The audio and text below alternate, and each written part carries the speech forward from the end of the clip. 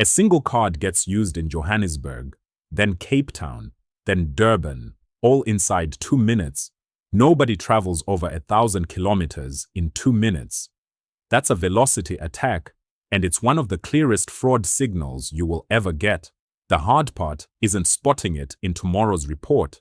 It's spotting it while the third transaction is still waiting for an answer. So in this episode, we build exactly that. A sliding temporal window in Flink running over the per-card stream we partitioned last time. And we'll see why the obvious window type, the one most people reach for first, quietly misses this attack entirely. Now, a stream has no end, so before you can ask a question like how many cities in the last 2 minutes, you have to cut the stream into windows. Flink gives you 3 shapes.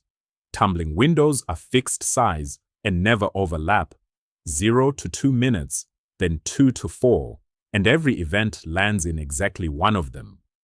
Sliding windows are also fixed size, but they overlap.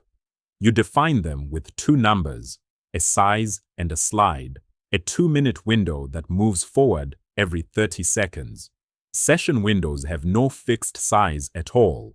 They grow with activity and close after a gap of quiet, which makes them good for modeling a shopping session, and wrong for a fixed time rule like ours. Here's why that choice matters. Take tumbling windows, the obvious pick. Your fraud happens at 1 minute 50 through to 2 minutes 10. The window boundary falls right through the middle of it. 2 transactions land in the first window, 1 lands in the next, and neither window ever sees 3 cities. The attack passes clean through a rule that was technically correct. A sliding window doesn't leave that gap. Because each window overlaps the one before it, any burst short enough to fit inside the window length is always fully contained by at least 1 window. Watch the sweep. As it passes over the burst, the count hits 3 distinct cities inside 2 minutes, and the rule trips while the last transaction is still in flight. So here's what that looks like in Flink. We start from the keyed stream, keyed by card ID, which is the work we did in episode 2 paying off. Then we apply the window, sliding event time windows with a size of 2 minutes and a slide of 30 seconds. Size is how far back we look. Slide is how often we ask the question.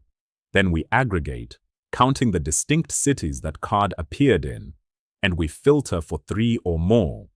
That's the velocity rule, and it's 4 lines. Notice what isn't here. There's no polling loop, no query against a table, no scan. The window is state that Flink is already holding in memory, updated as each event arrives. Now those 2 numbers are a real design decision, not a default. Make the window too short and you miss the slower attacks, the ones that spread themselves over 5 or 10 minutes. Make it too long and ordinary behavior starts looking suspicious. A traveler who genuinely lands in a second city an hour later gets flagged, and every false positive is a real customer whose card you just froze. The slide is a cost dial. A shorter slide means you check more often and catch the attack sooner. But Flink keeps more overlapping windows open at once, and that costs memory and CPU. A 2-minute window sliding every 30 seconds means any given event sits in 4 windows at the same time. That's the trade, and you should make it deliberately.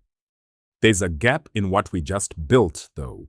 Counting distinct cities means the engine has to remember what it has already seen for that card, and remember it without going anywhere near a database.